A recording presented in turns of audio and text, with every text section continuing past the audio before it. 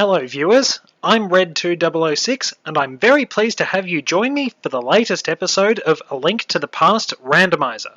As a quick recap, in the last episode, I found some very good items in Turtle Rock, but most of the time was spent undertaking various tasks and getting rather poor rewards. I'm doing a bit of a cleanup before I head into the next dungeon.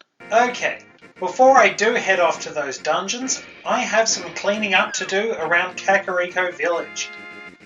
One of the most important things, get the key in the library. I mentioned this in the first episode of my previous recording because there was a key there. I needed one key to get into Turtle Rock. I had completely forgotten about it. And I had to rack my brain for quite some time. I will get the red mail later on, but I'm going to go back into the Dark World so we can do a couple of quests.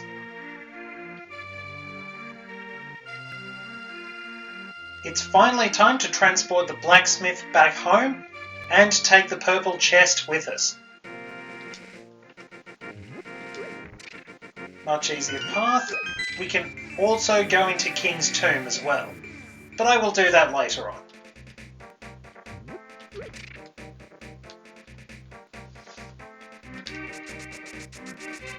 Probably should start using the Pegasus boot so I can get around just that little bit faster.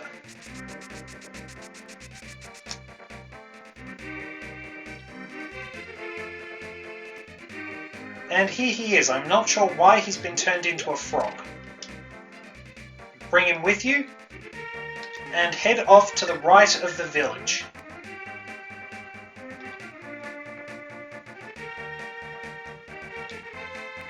This area is a lot of fun in enemy randomizers, and I'm sort of being sarcastic. See all those cuckoos? They're replaced with enemies. So depending on what you get, you could be instantly overwhelmed from the start and have to back off, try to defeat them in whatever way you can, really. So leave the house, go back in and pay 10 rupees to get 5. I suppose that's better than the previous business model they had in the test recording, because I got 20 rupees from it. They're not going to sustain their business that way. Now it is time to hammer things. Suddenly branching off between subjects. You do not have to hammer these down in any particular way. I just like to do that. And occasionally they will get in your way. Thankfully, they won't be set off too easily. Just bombs. Still a few vital elements we're missing. We have most of what we need to beat the game, but that top left corner where the bow should be, that is crucial. You cannot beat the game without it.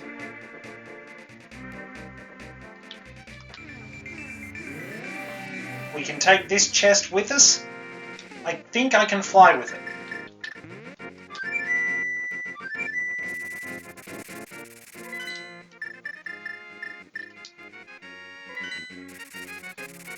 Yes, you can.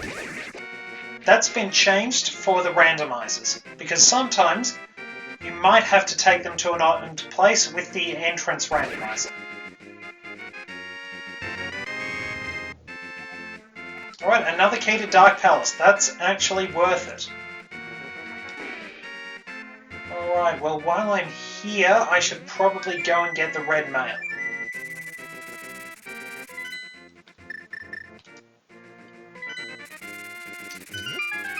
Just a quick stop off to get that. But we can go into the Misery Mire as well. I have the golden sword, so to be honest, I probably should go through the Misery Mire. It'll save me a bit of trouble. You don't need any specific item. One switch needs the Cane of Samaria, and that's it. On top of that, I've got pretty good at navigating it over time. You only need 3 keys to get to where you need to go. That is, all the chests.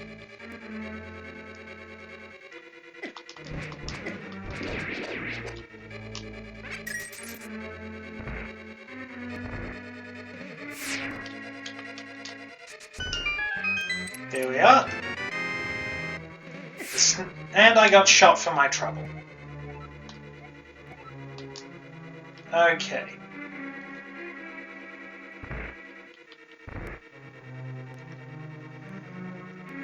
Big Key of Evil's Bane. Does that mean the Ganon's... That must mean the Ganon's Tower one, I assume.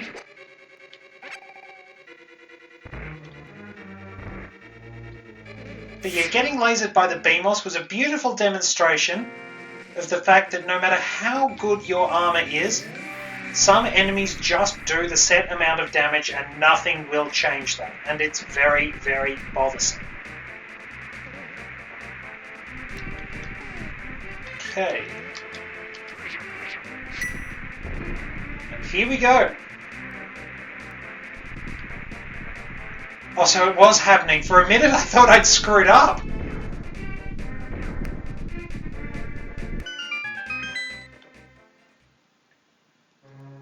And here we are, into the Misery Mire.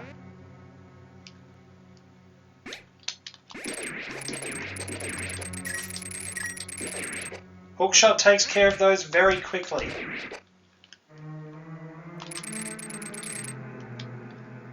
And I'll just quickly show you something. Start dashing, change direction, and you can make it across the gap.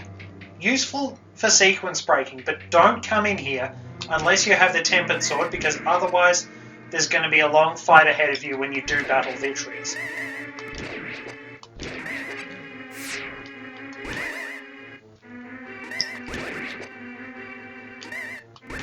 It is possible to clear this dungeon before you clear the Ice Palace.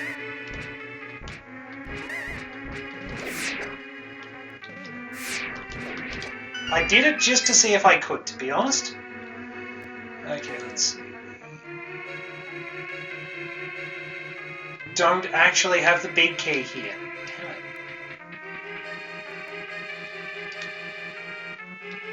Let's kind of suck the wind out of my sails, if I'm going to be honest. But I'm going to explore nonetheless and see what I can find.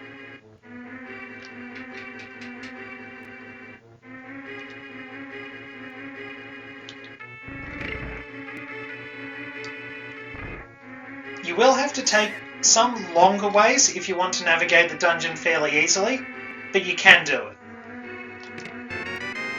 Okay, that wasn't worth much. You will find a couple of keys under pots. You need one that appears in the randomizer logic, and those 2 under the pots, and you'll be fine as far as keys go. Pick it up. Alright, if you don't have any of the items that can negate damage, you have no choice but to get hurt here. Oh, I've got the bug catching net.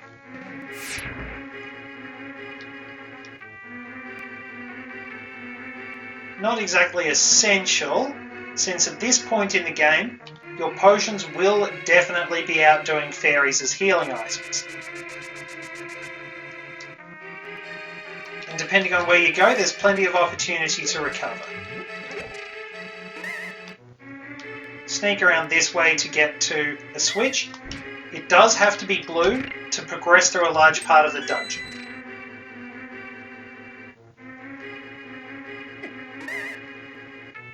Alright, I'm probably going to need a bit of healing, but I know where to get that. Having the Pegasus boots does make this loop tedious. You can head down from that room, but it's a little bit troublesome to navigate. Anyway, since I need to top up, come in here and clear out the whiz ropes. And still manage to get hurt while doing that. Switch to the magic powder.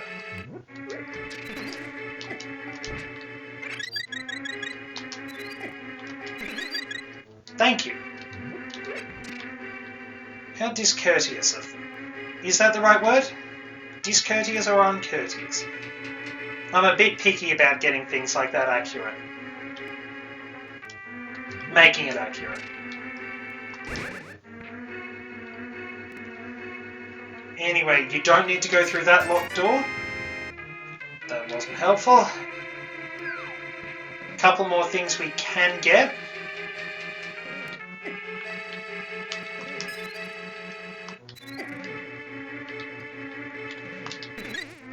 There we are. Gonna need a top up for magic, but that won't be too hard. Let's load up the hook shot so that we can stun something and get it that way. Or I'll just run into everything anyway.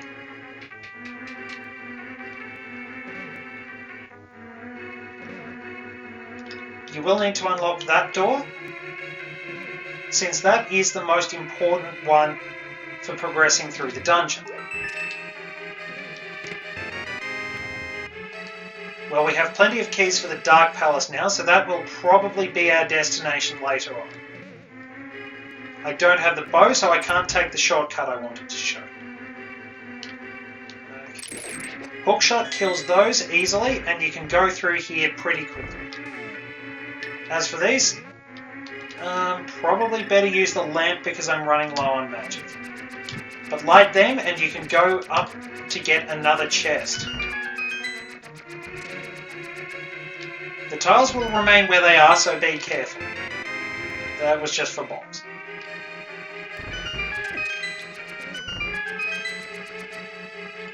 Thankfully, there is a magic top-up in this room because you will need it.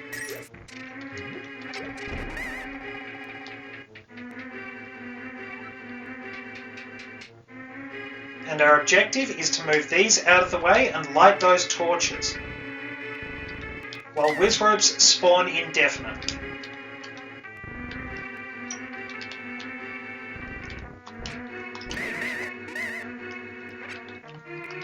Very kind. So, light those with the lamp, but come down here and you have a free shot with the fire rod.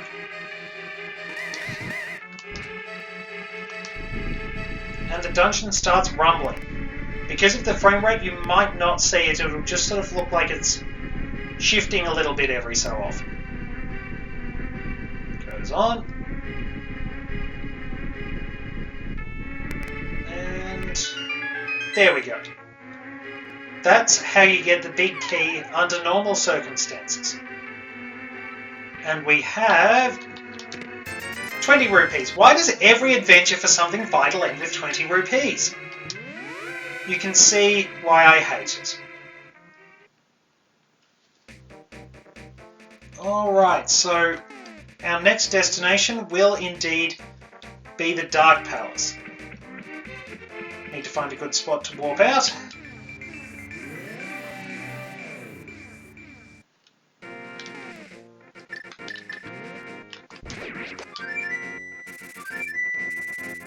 And away we go. Warp point 5 is what we're looking for.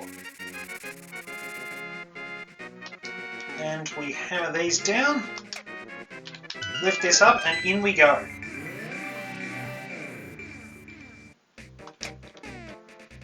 Yeah, we have 4 keys and the big key. There will still be one chest I can't get because, as I said, I need the bow to defeat the enemies, and I won't be able to reach the boss because I also need the bow for that. Have to shoot a statue in the eye. Usually a good rule. If there's something, some sort of arthropod, insect, whatever it is, with a fairly large eye, you will need to shoot it there with the bow.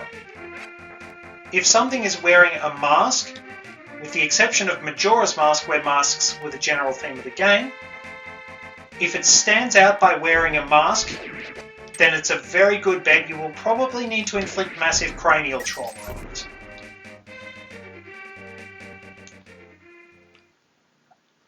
So we got the first chest. We have to head this way because we can't do anything about that shortcut.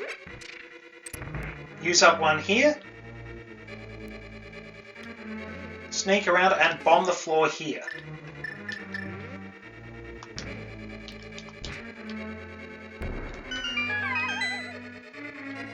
This leads up to that chest, and I think it's where you get the big key.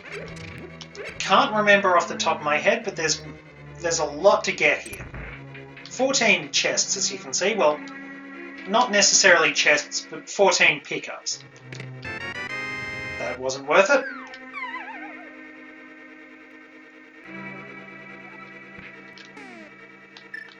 Deal with the turtles by flipping them over with the hammer. They are not so happy together now. Lift this. And red potion, always welcome. This warps you back to the beginning.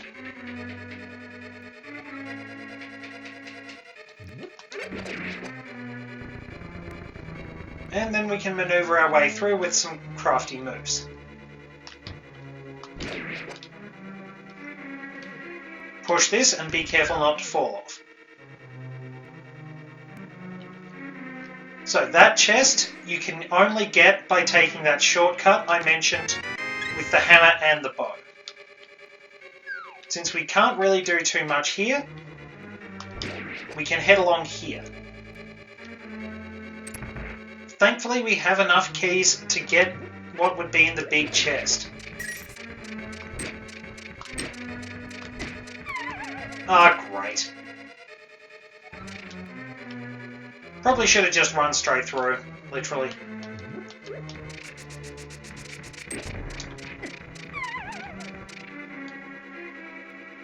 Alright, hookshot. The boomerang can't stun those, the hookshot can.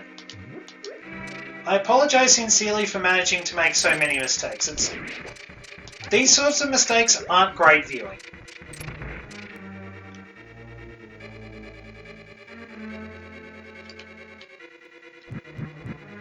Couple of chests lurk in the dark, so we'll see what we can find. Always useful.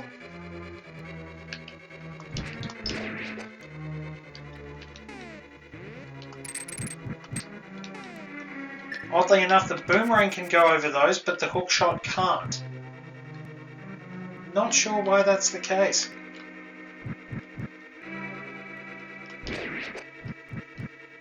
Anyways, we maneuver through here. We've got the Book of Medora. At last! It doesn't do a lot, but what it does is very, very helpful.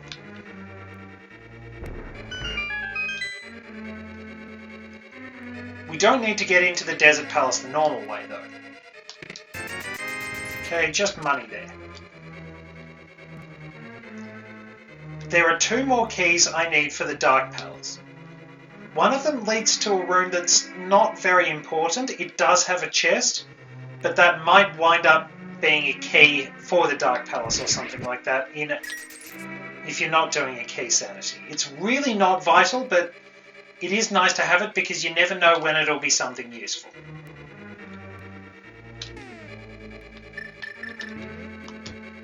Oddly enough, now I just want to test something. Okay, that has absolutely no effect on them for some reason.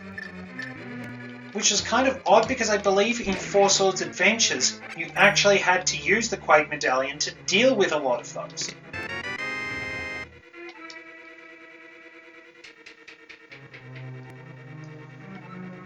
So you have a wealth of money and some anti-fairies down here.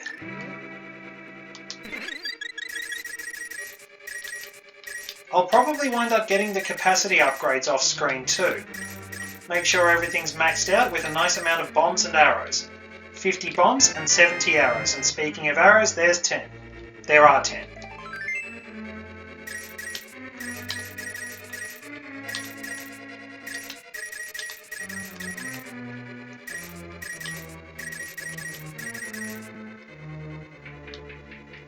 So we only have 3 more pickups to get outside the boss, and I know what we need to get them.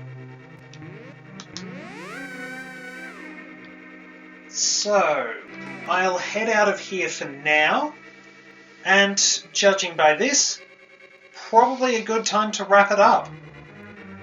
There are some items I can grab in the next episode, But we will make sure to finish all that off in due time. I'll grab them before I forget though, because I tend to have my focus drift a bit. I get a bit scatterbrained trying to do a few too many things at once.